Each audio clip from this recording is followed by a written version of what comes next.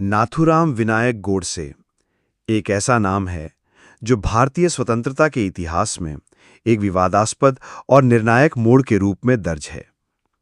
ये वही व्यक्ति था जिसने 30 जनवरी 1948 को राष्ट्रपिता महात्मा गांधी की हत्या कर दी थी। इस घटना ने न केवल देश को हिलाकर रख दिया, बल्कि दुनिया भर में शोक और आश्चर्य की लहर दौड़ा दी। नाथूराम गोडसे का जीवन, विचारधारा और उसके कृत्य आज भी इतिहासकारों, विचारकों और आम जनमानस के लिए बहस का विषय बने हुए हैं। प्रारंभिक जीवन। नाथूराम गोडसे का जन्म 19 मई 1910 को महाराष्ट्र के पुणे जिले के एक छोटे से गांव बारामती में हुआ था।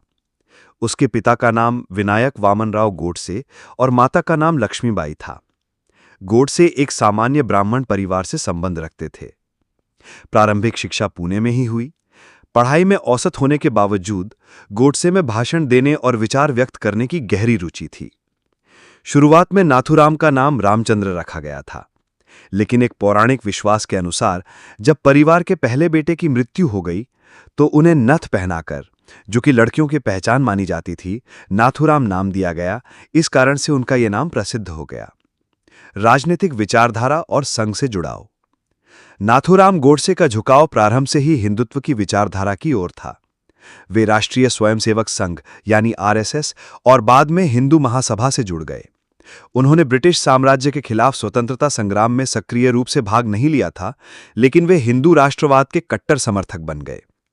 उनका मानना था कि भारत एक हिंदू राष्ट्र है और यहां पर हिंदू संस्कृति को सर्वोच्च स्थान मिलना चाहिए।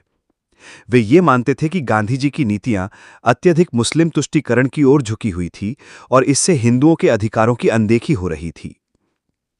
महात्मा गांधी से असहमति। नाथूराम गोडसे की गांधी जी से असहमति कई मुद्दों पर थी, लेकिन सबसे प्रमुख कारण था भारत का विभाजन और उसके बाद गांधी जी का मुसलमानों के प्रति सहानुभूति प्रदर्शित करना। भारत पाकिस्तान विभाजन के समय गांधी जी का रुख पाकिस्तान को 55 करोड़ रुपए देने के पक्ष में था, जबकि गोडसे और अन्य हिंदू राष्ट्रवादी इस निर्णय के खिलाफ थे।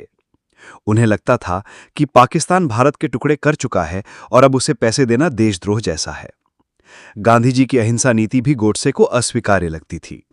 उन्हें लगता था कि हिंदुओं को आत्मरक्षा में सशक्त होना चाहिए और केवल अहिंसा के भरोसे रहना आत्महत्या जैसा है।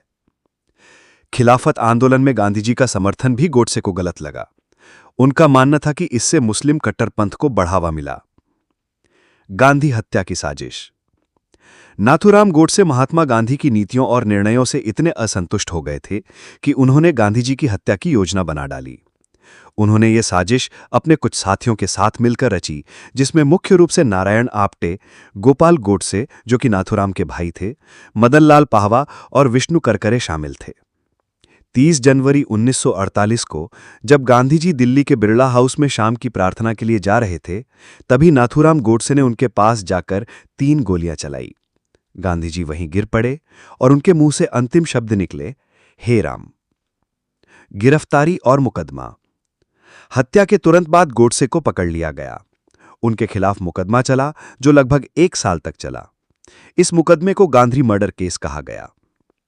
नाथूराम गोडसे ने कोर्ट में अपने कृत्य को सही ठहराते हुए एक लंबा बयान दिया, जिसमें उन्होंने अपने विचारों और कारणों को खुलकर रखा। उनका यह बयान आज भी बहुत चर्चित है। उन्होंने कहा, मैंने गांधी को इसलिए मारा क्योंकि वो मुसलमानों के हित में काम कर रहे थे और हिंदू हितों की अनदेखी कर रहे थे। गोडसे को कोर्ट ने हत्या का दोषी ठहराया और उन्हें फांसी की सजा सुनाई गई। फांसी और मृत्यु।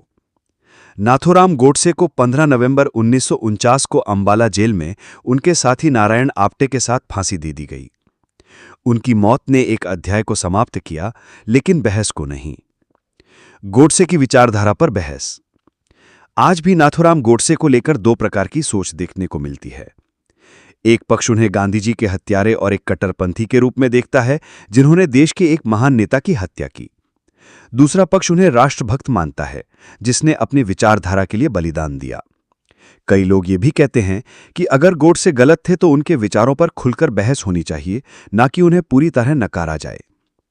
विवाद और वर्तमान परिप्रेक्ष्य। नाथूराम गोडसे का नाम आज भी राजनीतिक विमर्श में आता है। कुछ दक्षिणपंथी संगठनों द्वारा उनकी पूजा की कोशिशें की गई, जबकि देश की मुख्यधारा विचारधारा ने हमेशा उन्हें एक अपराधी और हत्यारा माना है। 2019 में जब संसद में प्रज्ञा ठाकुर ने गोडसे को देशभक्त कहा था, तब राष्ट्रव्यापी विरोध हुआ था। यह साबित करता है कि गोडसे की विरासत आज भी विवादों में घिरी हुई है।